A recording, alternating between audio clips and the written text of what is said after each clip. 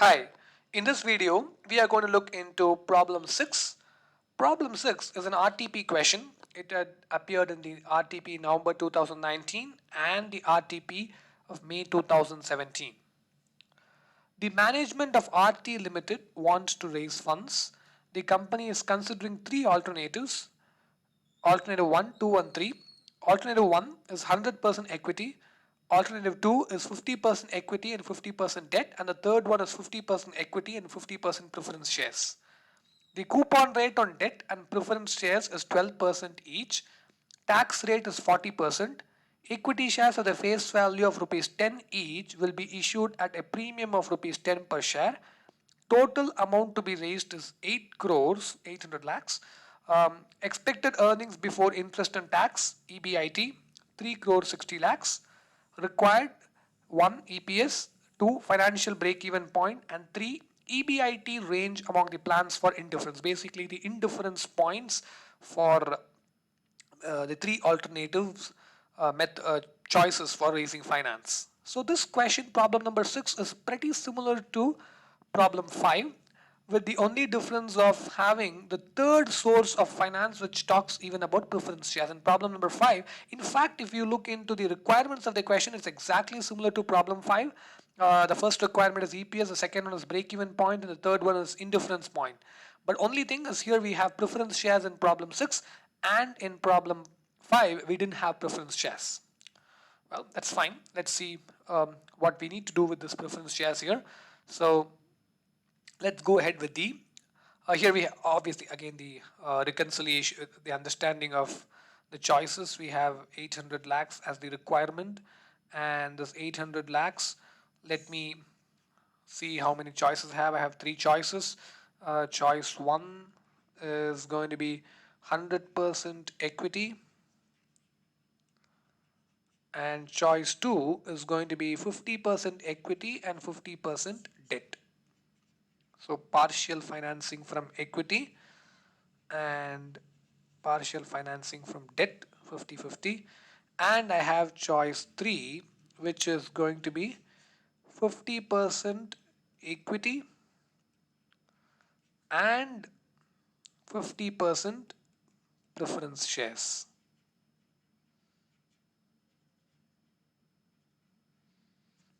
Yes. So let's go ahead with the first requirement of the question, which is calculation of EPS. By now, I think we should be, calculating the EPS must be our second nature. We've done this in a lot of cases. Especially problem 2 was a lot of practice for us. 5 levels of EBIT and 3 plans. So that was real practice for us. And then the problems after that also. So now we have this problem that again has 3 choices, and EPS calculation is going to be very simple.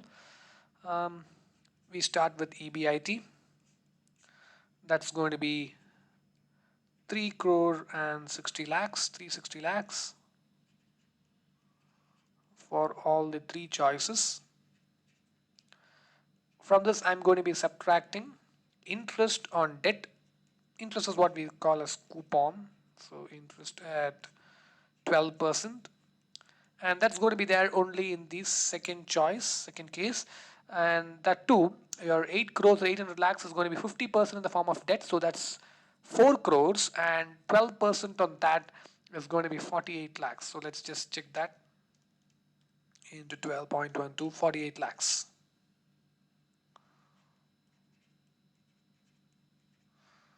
So now we have earnings before tax. That's going to be, let me write this as 360 lakhs. And here you have 360 lakhs minus 48 lakhs, which is going to be 312. And here also you have 360 lakhs. From this we are going to be subtracting tax, and tax is at the rate of 40%. So 360 lakhs into 40% gives us 144 lakhs, And I think that's going to be the case even here in choice 3, 144 lakhs. And in the second choice, it's going to be 312 lakhs into 40%. That's going to give us 124 lakhs and 80,000. That's the tax. Now we have earnings after tax.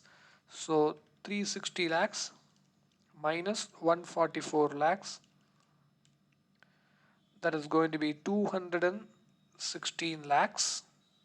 So even in choice 3, it is going to be 216 lakhs. For choice 2, it is going to be 312 lakhs minus 124.80, which is going to be 187 lakhs and 20,000. From this, I'm going to be subtracting preference dividend, but I don't need to do that for choice 1 and choice 2. I have preference shares only in choice 3. And in choice 3, it's going to be the same 48 lakhs because it is 8 crores, 800 lakhs, and divide that into 2, 50%, 400 lakhs, and on 400 lakhs, 12% is going to be 48 lakhs. So that is my preference dividend. And I have my profit available to equity shareholders. For my choice 1 and choice 2, it's just going to be my EAT because there's no preference dividend coming in the way. But for my choice 3, it's going to be a 216 lakhs minus 48 lakhs. That's going to give me 168 lakhs. Now I need to divide this by the number of shares, and that's going to be, so each share we know is going to be issued at rupees 20, 10 rupees face value and 10 rupees of premium. So every share is issued at 20. In the first case, I'm going to be for choice 1, it's going to be 800 lakhs divided by rupees 20. So that's going to be 800 lakhs divided by 20. That's going to give me 40 lakhs. Number of shares is going to be 40 lakhs for the first choice. But for the second and third choices, it is going to be only 20 lakhs because only 50% finance is going to come in from the form of equity. So let me calculate the earnings per share. Just divide your PAES by number of shares. So you get 5.4 as earnings per share in choice 1.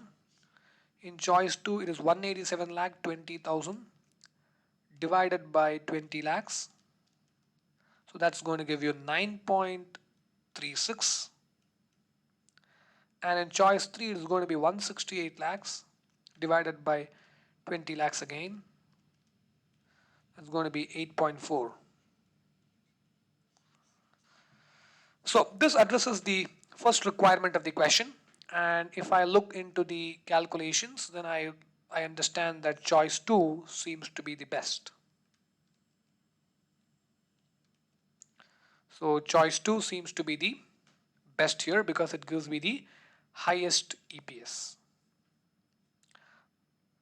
Let's go to the second requirement of the question, which is calculation of the financial break-even point.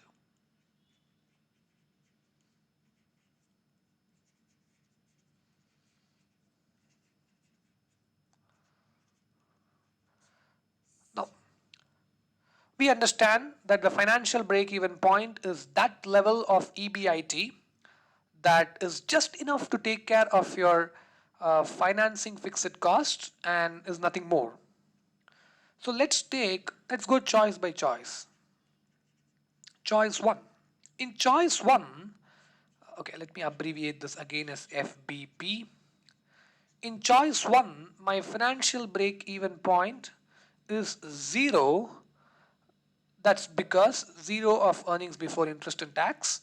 That's primarily because there's no financing fixed cost at all in choice 1. It's complete equity financing and there's no financing fixed cost. So there's no break-even point also. There is break-even point and that's going to be 0. I don't need anything as my operating profit if my idea is just to have enough to cover my financing fixed cost. So this is the FBP here. Let me go to choice 2.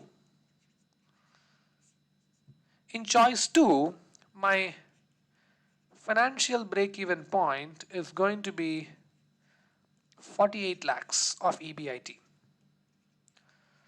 Why is it 48 lakhs? Because I have a financing fixed cost called interest, and that is 48 lakhs. So if I have EBIT of just 48 lakhs, it is just sufficient to take care of my financing fixed cost. So I can call this 48 lakhs of EBIT as my financial break-even point for choice 2.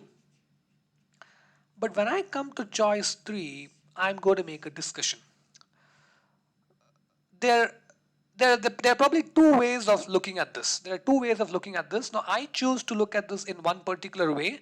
But if you look into the solution in the RTP, it is present in a different way. I'm going to explain both, and it's probably up to you to decide which way you're going to adopt for answering this question, if at all you see this coming in the exam. First point.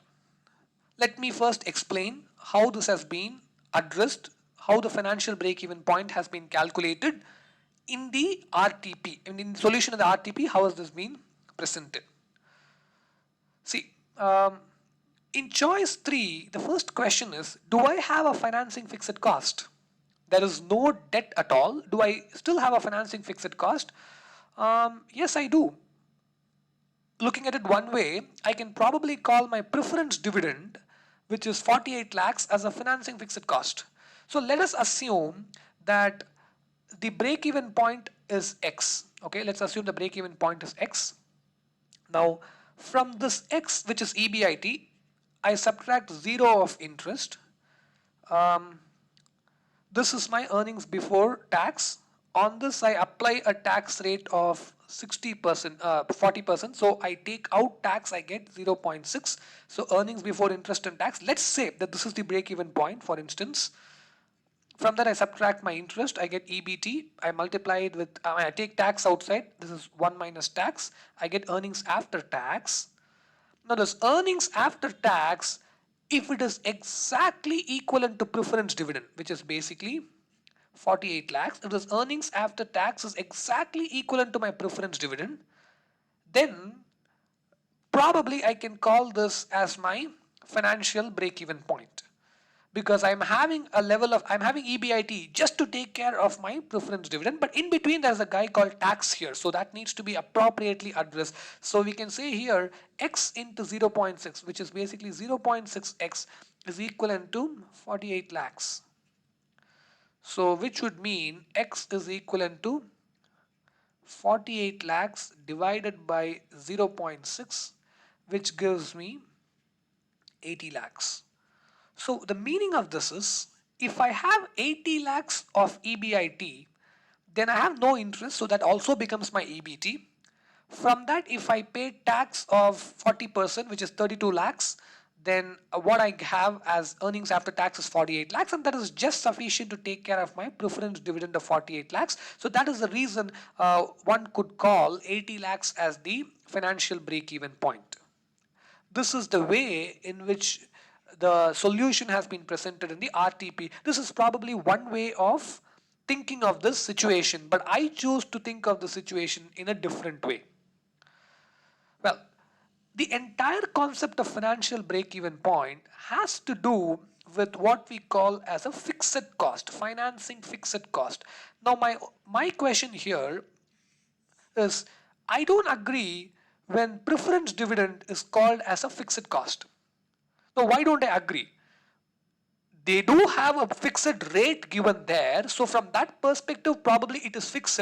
But if you don't have sufficient profits,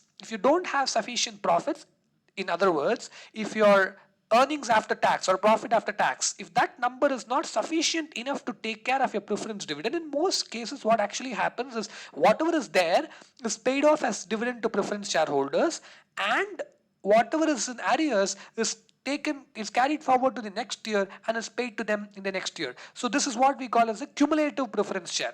So from that perspective, if you see, it is not truly fixed. I mean, the cost is not truly fixed, but I can't give the same explanation for debentures or for debt.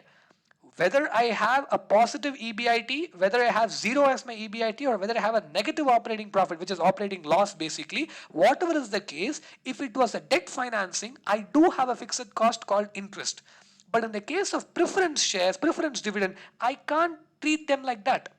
So if I don't have sufficient profit after tax, I don't need to pay my preference dividend completely. I can just pay it up to the level I have, I can, and then carry forward the balances arrears to the next year. So from that perspective, I wouldn't call preference dividend absolutely as a fixed cost. It probably has, I would say, the nature of both. It is fixed to an extent and it is also variable to an extent. Fixed from the perspective of, I would say, fixed from the perspective of equity shareholders. Before they have to be paid equity dividend, this is a fixed thing that the company needs to take care of. But in totality, is it fixed? Probably not completely fixed like what your debt interest or debt coupon is. So I would not, from my point of view of thinking, no, I'm not going to be calling preference dividend as a fixed cost. If there is, then that would mean in choice 3 there is no financing fixed cost, just like choice 1. So I'm saying that preference dividend is not at all a financing fixed cost. Then even in choice 3, I would say FBP is going to be zero, because there's no fixed cost, there's nothing for you to take care of, so you can afford to have zero as your EBIT if your only thinking is to take care of financing fixed cost. So this is my thinking based on how I would like to look at preference dividend, but the solution of the RTP looks at it in a slightly different way, right? I just wanted to present both viewpoints, and it's up to you to take a stand and follow whatever way of thinking you want to, if at all this question turns up in the exam, shows up in the exam, and you have to answer this. But in case you're going to follow the method that the logic that I gave here for saying FBP is zero, then I would suggest that you write a suitable note in the exam saying why you chose not to consider this as a financing fixed cost, and thereby why your FBP is zero. But again, it's completely up to you. Whatever you choose, I mean, whatever you feel convenient with is what you should be doing. But I feel very convenient to not call preference dividend as a complete financing fixed cost, and thereby this is something I feel comfortable with. Well, so that addresses the second part of the question, which is financial break-even point. Now let's go to the third part of the question, which is the indifference points. So we know that the indifference point refers to the level of EBIT at which you feel two choices or two plans are indifferent. I mean, you're indifferent to two plans. One plan is as good as the other plan. But here, the only thing is you have three choices. You have choice 1, and you have choice 2, and you have choice 3. So whenever we have more than two choices here, the way we are going to approach is, we are first going to calculate the indifference point. Again, okay, let me abbreviate this as IDP. Okay, the indifference point. One more thing, in case you're answering the exam, when you're doing that, I would suggest you don't use abbreviations. I mean, here I do that because this is just a video for you to look into and understand. So there's nothing that I would lose if I use an abbreviation or if I don't. But from an examination, from answering the exam point of view, I would strictly suggest not using abbreviations. You should write it completely. But here I'm going to use abbreviations to make my life a little easier. So IDP, when I talk about more than two choices, I'm going to be calculating my indifference point between 1 and 2. Then I'm going to be calculating indifference point between 2 and 1. And then I'll be calculating the indifference point between 1 and 3. So this is how I'm going to proceed with my calculation. So the logic behind indifference point, the way I would approach, and all what we have learned about indifference point, those things are not going to change.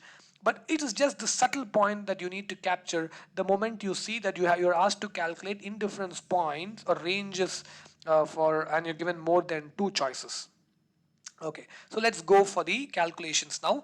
I'm now going to talk about indifference point IDP between choice 1 and choice 2.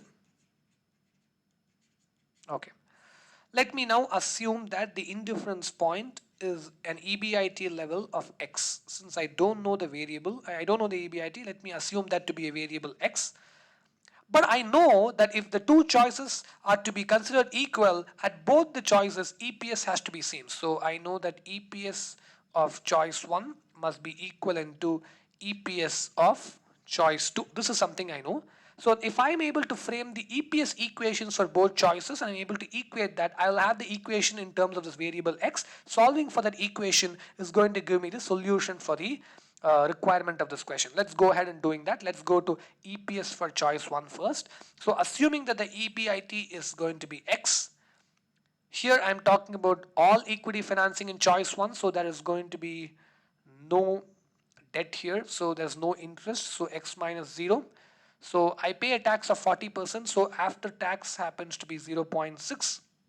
There is no preference dividend also, so this entire thing becomes my PAES.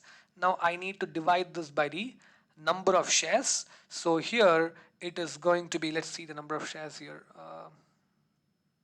Okay, it is going to be 40 lakhs. So 40 lakhs shares, and in other cases it's going to be 20 lakhs. Okay, so this is going to be 40 lakhs shares. This is the EPS equation for choice 1. Now for choice 2, the EPS equation goes like this. X is the EBIT. Now I have an interest of 48 lakhs, interest expense of 48 lakhs. Now this gives me the earnings before tax, on which I need to pay 40% tax. So what I have after that is going to be 60%, 0.6. And in choice 2, I have no preference dividend. So this entire thing becomes my PAES, profit available to equity shareholders. Now I have 20 lakh shares here. I have 20 lakh shares. And yes, so if I have 20 lakh shares here, then this is the EPS equation for choice 2. I'm just going to equate both and solve for this equation. I'm going to be getting a value for x, which is going to be the indifference point. So what I'm going to do is I'm going to multiply both the numerator and denominator in the right hand side by 2 so that I get it here. I can cancel. So 0.6x is going to be, if I multiply this with 2, I have 1.2 into x minus 48 lakhs. So which means 0.6x is equivalent to 1.2x minus 48 lakhs into 1.2. That gives me 57 lakhs 60,000. So bring the constant here, 57 lakhs 60,000 here, and take this 0.6 to the other side. You still get 0.6x. So which means if I solve for x, it is going to be 57 lakh 60,000 divided by 0.6. It's going to be 57 lakh 60,000 divided by 0.6. It's going to give 96 lakhs.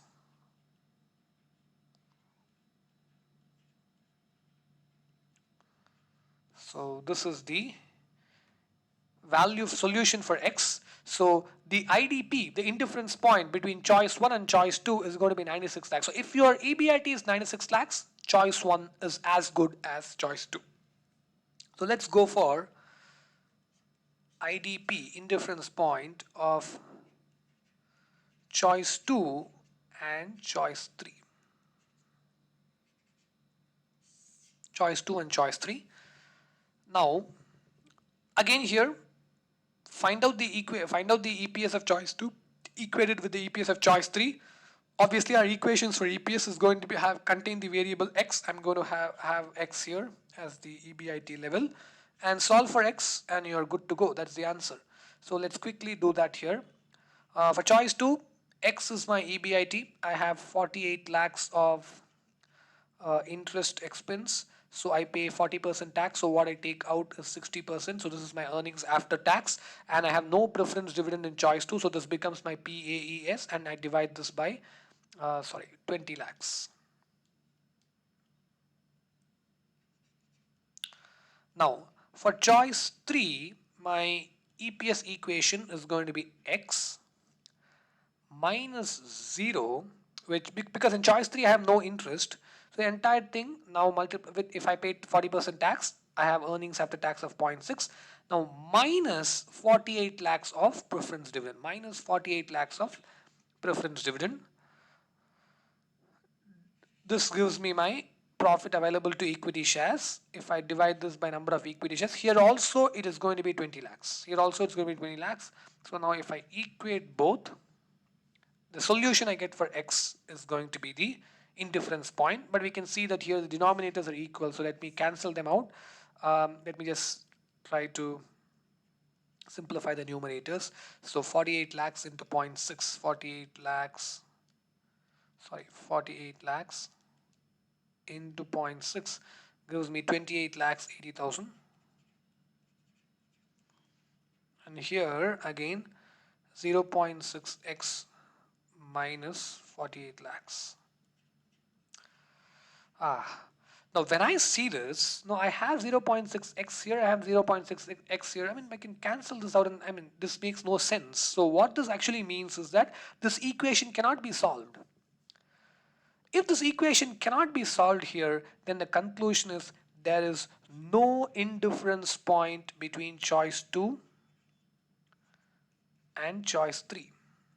So there is no point, there's no EBIT at which you can say choice 2 is as good as choice 3. It's always going to be one choice being better than the other choice. There's no one EBIT level where both choices are going to give you the same EPS. That's the meaning when we get an equation that we are not able to solve here. So this is the answer for these. So for EDP between IDP between choice 2 and choice 3, the answer that we should give is there exists no indifference point. There exists no indifference point. I have a small point to call out here, but this is just for discussion's sake. And in fact, if this question comes in the exam, this is exactly how I would suggest you present the solution here. But just a small one. If you link this discussion with what we had in the previous case, a logical question that could come to your mind is, well, if I'm framing an equation like this and I'm keeping this 48 lakhs here, that means I'm treating this 48 lakhs with some constant. I'm treating this 48 lakhs to be a constant. I'm saying that it's going to definitely happen. That's why, I mean, that's only when I can actually put this here. See, x is going to be a constant. X is going to definitely happen. There is going to be some EBIT. So I am putting x here.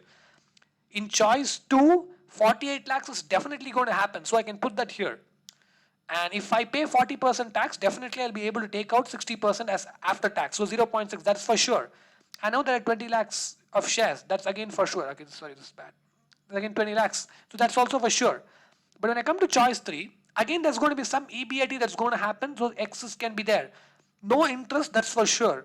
40% tax, that's for sure. So if I take out after tax, it's going to be 60%, that's for sure. 20 lakh shares, number of shares, that's for sure. But when I come to this 48 lakhs of preference dividend, is it for sure? Well, it depends, right? If I have sufficient profits, yes. But if I don't, then no. So by having something in an equation, it means it always is going to happen. But we know that it's not the case. That's what we discussed in the previous section in financial break-even point. So are we contradicting ourselves? Probably yes, we are, but there is no better thing that you can do in terms of solving this from purely an exam perspective. So that is why I'm just calling this out to you, but this is not something that you would have to look into when you present this present an answer for this question in the exam, if at all you get this question in the exam. This is just for I'm just calling this out. We can have it that way. I'm just calling this out to you. This should not affect your solution. The solution is exactly what you see on the screen here. Okay, so let's get to the last one, which is the indifference point between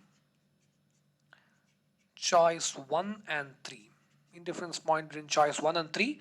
Again here, I'm going to frame an equation for EPS of choice 1.